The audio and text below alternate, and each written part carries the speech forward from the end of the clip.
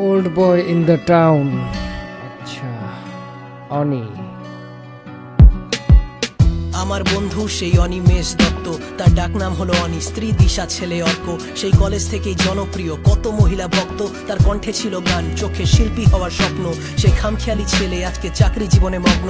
রোজ alarm বাজার আগেই ঘুমটা ভাঙায় ছেলে অর্ক, আর ব্রেকফাস্টের টেবিলে শোনে ছেলের স্কুলের গল্প। কারণ তারপর তার শার্ট প্যান্ট পরে অফিস ছোটার পর্ব, আর টিফিন বক্সটা হাতে দিয়ে দিশা ধরায় ফর্দ। কারণ সেও জানে প্রেমিক তার ভুলে যায় অল্প।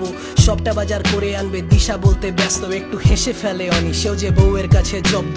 বাইকটা পার্ক করে অনি বাস স্ট্যান্ডে ছুটে যায়, তেলের খরচা বাঁচাতে সে বাসে ঝুলে যায়। হাসি মুখে ভিড় বাসে, লোকের ধাক্কা গালি খায়, তাও এককালের কমরেড আর চুপচাপ থেকে যায়।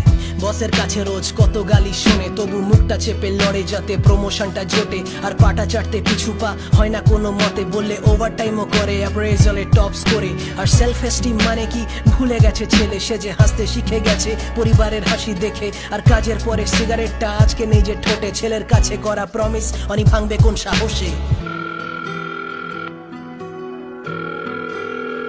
হ্যালো বাবা, বাড়িতে কখন ফিরবে? মা চিলি চিকেন দেখো করেছে। বাবু, ফোনটা দে। এই তুমি কখন আসছো?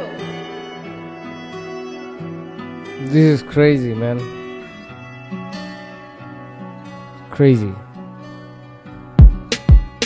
বাজার করে অনি ওঠে 7টার বাসে, আধ ঘন্টা কেটে গেল বসার জায়গা পেতে পেতে। আর মুখে ঠান্ডা হাওয়া লাগায়, ঘুম আসে তার চোখে। এই ক্লান্ত দেহ চায় তার একটু জিরিয়ে নিতে, দেহ শান্ত হলে একটা ঝড় আসে তার মনে। এই অর্ককে নিয়ে চিন্তা সে যে খুবই বেশি করে। দুবার মিসক্যারেজের পর অর্ক এসেছিল কোলে, মনে ভয়টা থাকায় দিশা ছাড়লো চাকরি জোর করে। দিশার কোল ফাঁকা হয়, তার মুখের সেই অন্ধকার আজও আসে অনিমেষের দুঃস্বপ্নে বারংবার। অর্ক শুধু সন্তান না, তার জীবনে জাদুঘর। ফিরিয়েছিল দিশাকে সে অনির কাছে আরেকবার। দিশা অনির স্বপ্ন অর্ককেই জুড়ে, আর যতই হোক না ফিস সে যায় নাম্বার 1 স্কুলে। আর অর্ক বাপের বেটা, কিছু চায় না মুখটা ফুটে, সেও যে বোঝে বাপ প্রতিদিন কত যুদ্ধ লড়ে। আর ফার্স্ট বেঞ্চের ফার্স্ট গার্লটা করেছিল বিয়ে, আমার ভাইকে যখন বেকার সে বাড়ির সাথে লড়ে। সেই মেয়ে চালাতো ঘর, অনিমেষ ভুলবে কি করে, তার দিশা ছিল তারই পাশে ভালোবাসার জোরে। আর বাড়ির লোক মুখ ফেরালো অর্কর মুখ দেখেও, তাদের মন গলাতে পারলো না অনেকবার পায়ে পড়েও। এই দিশা চোখের জল মুছে অনির হাতটা ধরলো, আমার অনাথ ভাইয়ের সাথেই সেই মেয়ে সংসার করলো। এই যে দাদা ভাই, এই যে কালীঘাট চলে এসেছি কিন্তু। ও হ্যাঁ, এসে গেছে।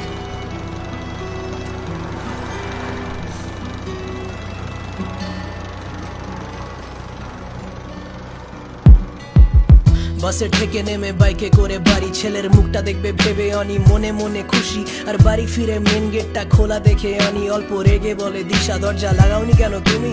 দিশা দাঁড়িয়ে হাসে রেখে একটা হাত কানে, আর পিছন থেকে অর্ক এসে কোলে উঠে পড়ে। সে যে হাসতে হাসতে বাবাকে তার স্কুলের গল্প বলে, বাবা আজকে গোল করেছি, বাপ পায় শটটা মেরে।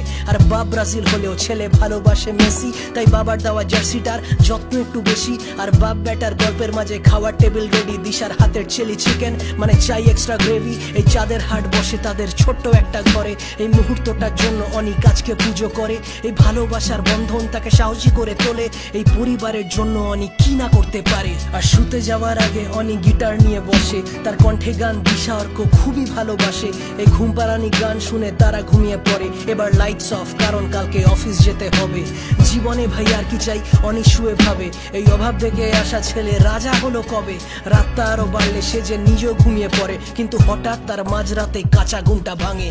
নাকেতে তার আসে একটা পচে যাওয়ার গন্ধ, সে উঠে বসে লাইটটা জ্বালায়, ঘাম হয় তার বড্ড। দেখে দিশা অর্ক নেই, পাশে শুয়ে খাটে তার, ছটফট করে হাত পা ছোড়ায়, হাতে কিছু লাগলো, যেটা পড়লো যখন মেঝেতে এলো কাঁচ ভাঙার শব্দ। অনি চতুষ্কোণ জিনিসটাকে মেঝে থেকে তুললো, একটা হাত দিয়ে তা ঘষে সরালো কাচের দুটো টুকরো। দেখলো ফটো ফ্রেমটাতে ছবি দিশা এবং অর্কর।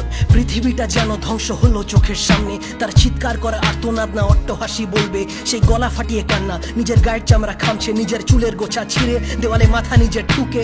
বিছানা থেকে নেমে অনি গেল মাঝের ঘরে, দেখলো পচে যাওয়া খাওয়ার টেবিলে দুটো প্লেট ভরে, আর পোকা খাওয়া সবজি পড়ে পুরো মেজে জুড়ে।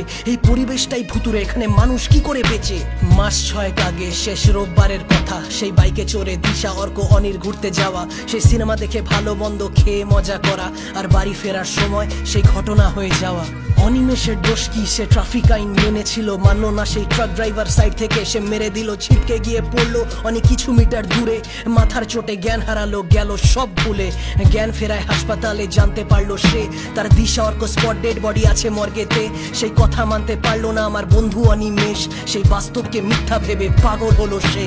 সকালবেলায় মেন গেট খোলা রেখে কোথায় চলে যায়, শার্ট প্যান্ট পরে কাঁধে ব্যাগ নিয়ে ছেলে ঘুরে বেড়ায়, নিজের সাথেই কথা বলে, রাতে একই গানটা গায়, বাড়ি ফেরার টাইমে এক বস্তা বাজার আনে ভাই। প্রতিবেশী ঠাট্টা করলে অনি নিজেও হাসে, তারা বলে ওই পাগলটা রোজ মাঝরাতে কাঁদে। আমরা বন্ধুরা তাকে সাহায্য করতে গেলে মারতে আসে, বলে আমরা নাকি হিংসা করি তার সুখী পরিবারকে।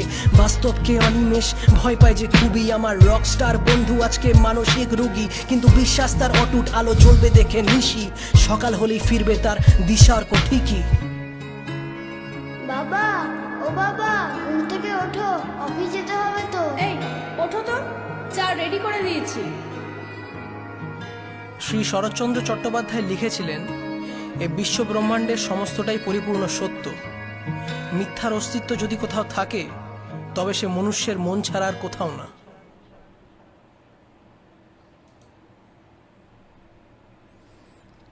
কি ছিল এটা? Oh my God.